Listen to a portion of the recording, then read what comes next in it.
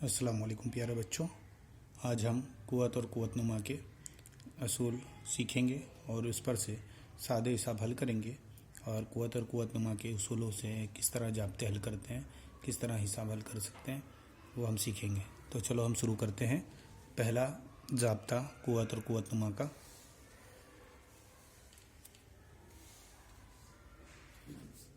ए की एम कुव्वत ज़रब ए की एन कुव्वत बराबर ए की एम कुव्वत ज़रब ए की एन कुव्वत। यहाँ पर ए जो है वो असास है और एम और एन जो है वो कुव्वत है।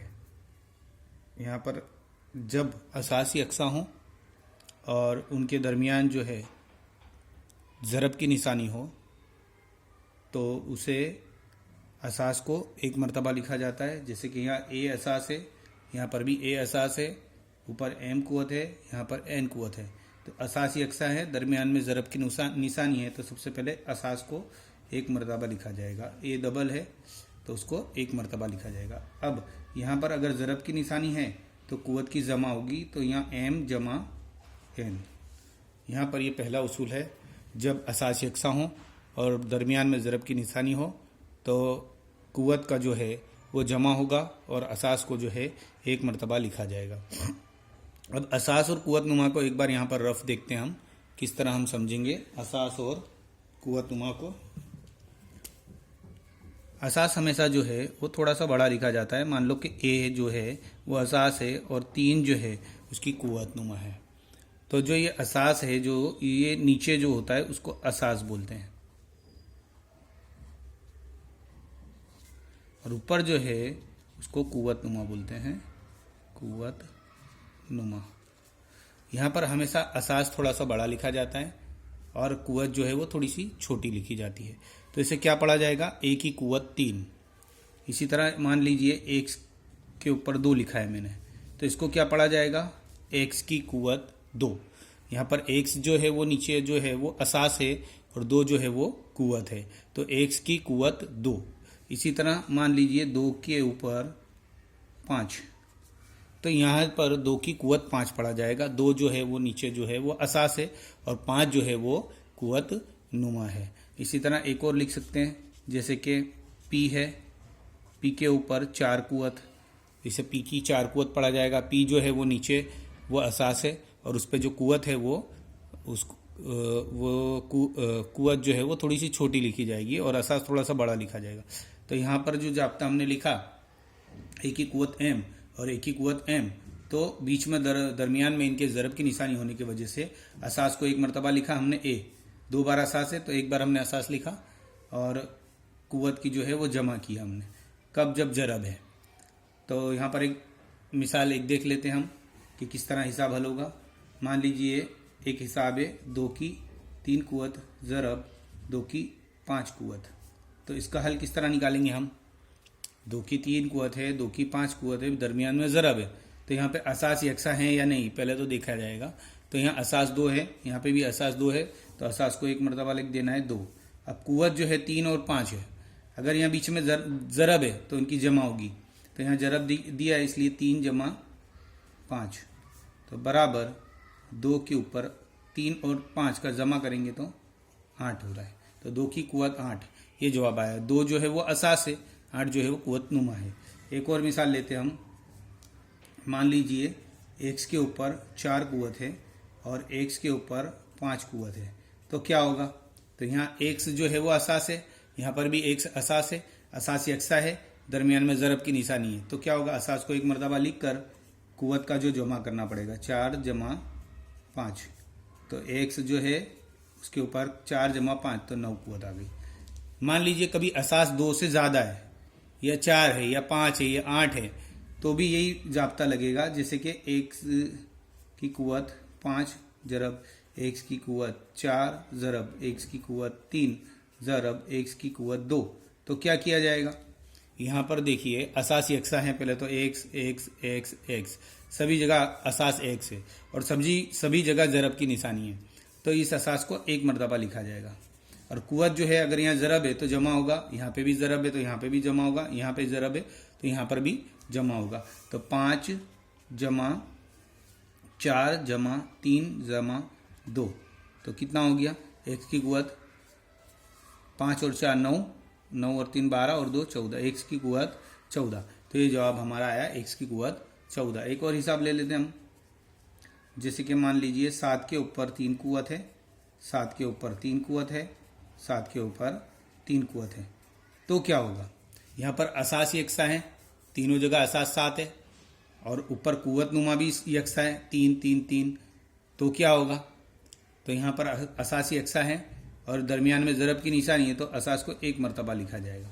7 7 7, तो एक मरतबा लिखा जाएगा। और कुवत जो है ये यकसा हैं या अलग हैं उससे फ़र्क नहीं पड़ता है, असास यकसा होना चाहिए। कुवत अगर अलग भी हों या एक जैसे भी हों तो भी उनका जमा किया जाएगा जब इनके बीच में ज़रब की निशानी हो। तो यहाँ ज़रब है तो 3 जमा 3 होगा, 3 जमा 3, और यहाँ इन दोनों के दरमियान भी ज़रब है तो यहाँ पे भी जमा होगा, जमा 3।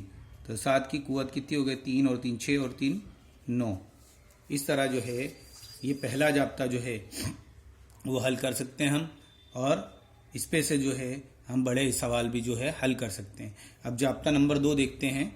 वो जाब्ता जो है तकसीम का है। पहला जाब्ता सबको समझ में आ गया है? आ गया? ठीक है। दूसरा जाब्ता a की कुवत m तकसीम a की कुवत n बराबर क्या होगा? यहाँ पर भी वही है, असास a है, कुवत नुमा m है। यहाँ पर असास a है, कुवत नुमा n है, तो क्या होगा? तो यहाँ पर क्या होगा कि असास यकसा हैं और कुवत जो है उनके असास के और कुवत के दरमियान जो है वो तकसीम की निशानी है। जब अगर असास यकसा हो और तकसीम की निशानी हो तो कुवत की नफ़ी की जाती है। जैसे कि यहाँ असास 2 बार लिखा है तो उसे एक मरतबा लिखा जाएगा, और कुवत m और कुवत n दोनों के दरमियान नफ़ी की निशानी की जाएगी जब m जो है वो n से बड़ा होगा। यानी जो पहली जो कुवत है वो दूसरी कुवत से अगर बड़ी है, पहली कुवत दूसरी कुवत से अगर बड़ी है तो पहली कुवत में से दूसरी कुवत को नफ़ी किया जाएगा। इस तरह अगर इसकी मिसालें देखें तो किस तरह कर सकते हैं हम? मान लीजिए कोई 3 है, 3 की कुवत 5 है और तकसीम की निशानी है 3 की कुवत 2 है, तो यहाँ क्या होगा? यहाँ पर 3 है असास, यहाँ पर भी असास 3 है, दरमियान में ज़रब की निशानी नहीं है, लेकिन यहाँ पर तकसीम की निशानी है। यहाँ पर ज़रब की निशानी थी तो कुवत का जमा होता था, और अगर यहाँ इन दरमियान असास के दरमियान अगर तकसीम की निशानी है तो यहाँ नफ़ी हुआ होगा। लेकिन नफ़ी कब होगा? जब पहली जो कुवत है वो दूसरी कुवत से बड़ी होगी, m ग्रेटर देन n। तो पहली कुवत अगर बड़ी है तो दूसरी कुवत को पहली कुवत में से नफ़ी किया जाएगा।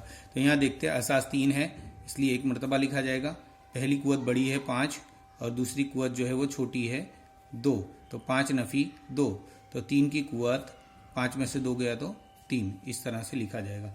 यहाँ 3 असास है और यहाँ ऊपर वाला 3 जो है वो कुवत नुमा है। इसी तरह दूसरा एक हिसाब लें तो y की 10 कुवत तकसीम में y की 5 कुवत, तो क्या होगा? यहाँ पे भी असास यकसा है और दरमियान में तकसीम की निशानी है। अगर तकसीम की निशानी है तो ये जाब्ते के हिसाब से इनकी नफ़ी की जाएगी। पहली जो कुवत है 10 और दूसरी कुवत है 5, तो 10 कुवत बड़ी है 5 छोटी है, इसलिए यहाँ पर y के ऊपर 10 नफ़ी 5 बराबर y को ऐसे ही लिखा जाएगा, 10 में से 5 गया तो 5, तो यहाँ y की कुवत 5 है, तो y असास है और 5 जो है वो कुवत नुमा है। इस तरह लिखा जाए कि थोड़ा सा हमको दिखाई दे कि y जो बड़ा है तो वो असास है और कुवत जो नुमा है वो थोड़ी सी छोटी लिखी जाए तो हमको देखने में समझने में आसानी होगी। इसी तरह एक और हिसाब देखते हैं। कोई मान लीजिए कि यहाँ पर 4 है, 4 की कुवत 3 है तकसीम 4 की कुवत 2 है, तो क्या होगा? यहाँ पर भी आसान है, असास यकसा है तो उसको एक मरतबा लिखा जाएगा। अगर तकसीम की निशानी है तो कुवत की नफ़ी की जाएगी, और अगर ज़रब की निशानी है तो कुवत की जमा की जाएगी। कब? यहाँ पर जब m n से बड़ा हो, यानी पहली कुवत दूसरी कुवत से बड़ी हो, तो 3 - 2 बराबर 4 की कुवत 1 बराबर 4। एक कुवत किसी की भी हो तो उस अदद को एक मरतबा लिखा जाता है, तो 4 की कुवत 1 तो 4 को एक मरतबा यानी 4 आएगा। इसी तरह अगर मान लीजिए और भी कोई संख्या और कोई रकम है, मान लीजिए यहाँ पर है 5 की 10 कुवत है तकसीम में 5 की 3 कुवत है, तकसीम में 5 की 2 कुवत है। तो क्या किया जाएगा, यहाँ पर वही जाब्ता हम लगाएंगे। कौन सा जाब्ता, जैसे कि 5 जो है इन दोनों के दरमियान जो है तकसीम है, इसलिए नफ़ी की निशानी आएगी। इन दोनों के दरमियान भी तकसीम है, तो यहाँ पे भी नफ़ी की निशानी आएगी।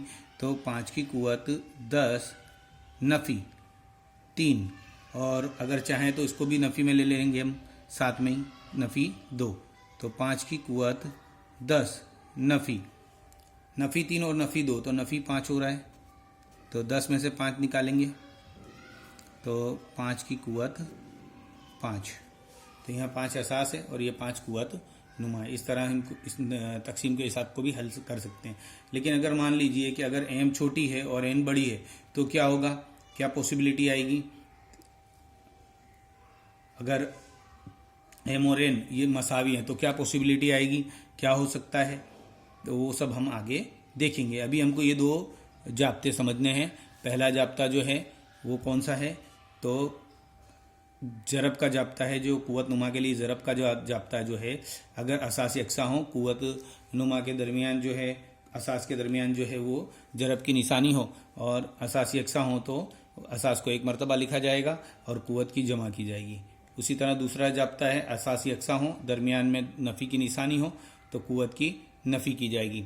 अगर जो है पहली जो कुवत है वो दूसरी कुवत से बड़ी हो, यानी एम ग्रेटर देन एन हो, एम एन से बड़ा हो, तो सीधा सीधा हम उसको नफ़ी कर देंगे। मगर मान लीजिए कि एम छोटा है एन से, यानी पहली कुवत छोटी है और दूसरी कुवत बड़ी है, तो क्या होगा, तो जवाब जो है वो कुवत जो है वो नफ़ी में लिखी जाएगी। और अगर नफ़ी में लिखी जाएगी तो उसको 1 के तकसीम में लिखने पर वो कुवत जो है हम उसको मस्बत भी लिख सकते हैं, वो आगे हम सीखेंगे।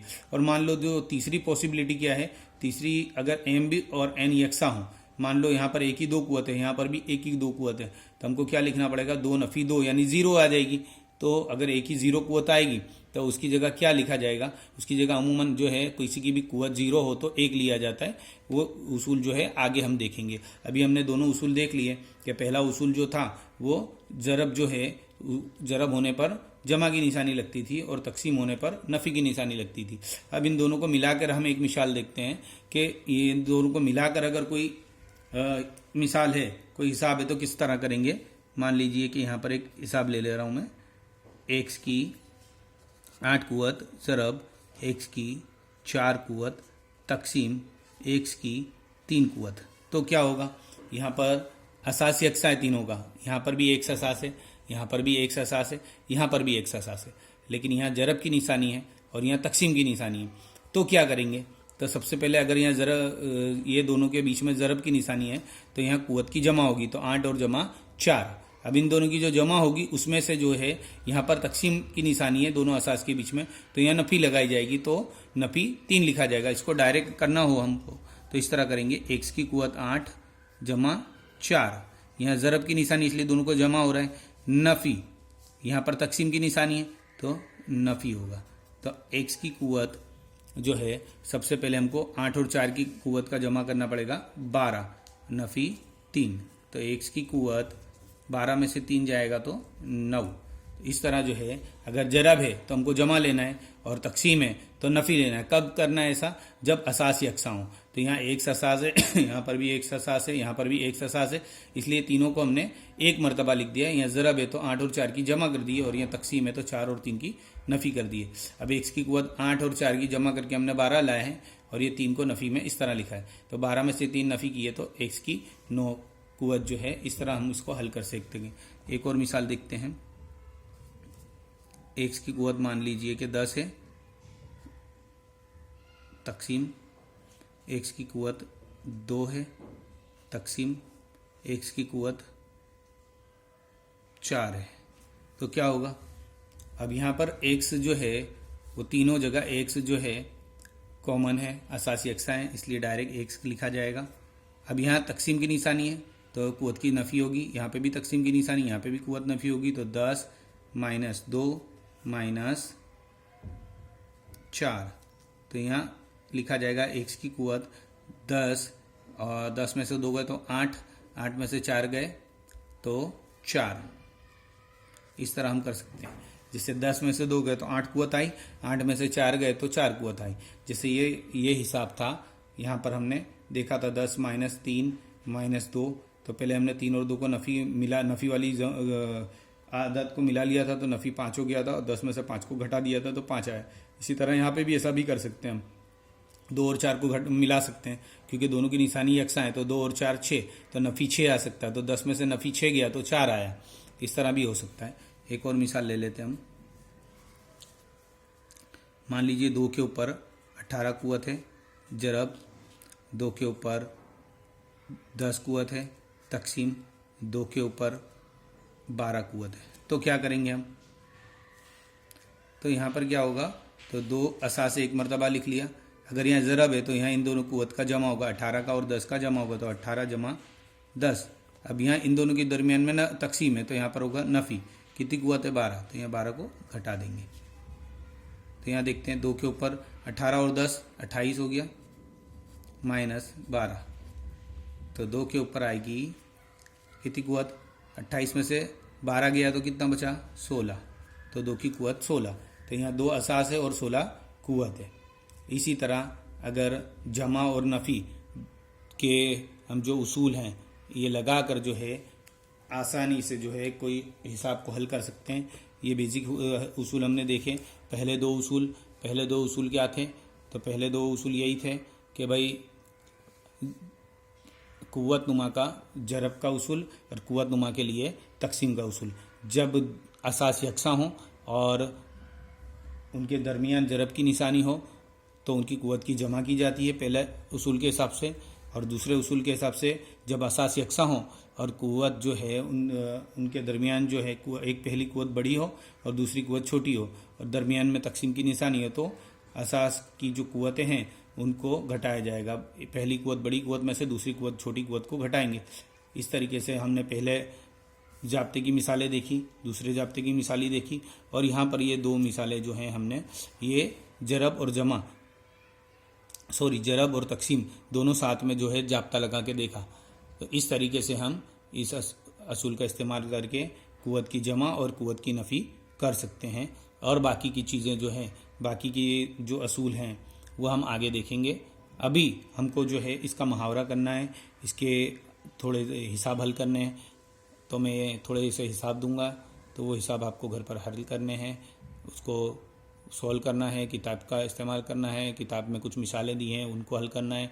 मिसाल को देखकर भी आप सीख सकते हो। अगर वीडियो समझ नहीं आ रहा है तो आप मुझे फ़ोन कर सकते हो और पूछ सकते हो। ठीक है, चलो शुक्रिया। अस्सलाम वालेकुम।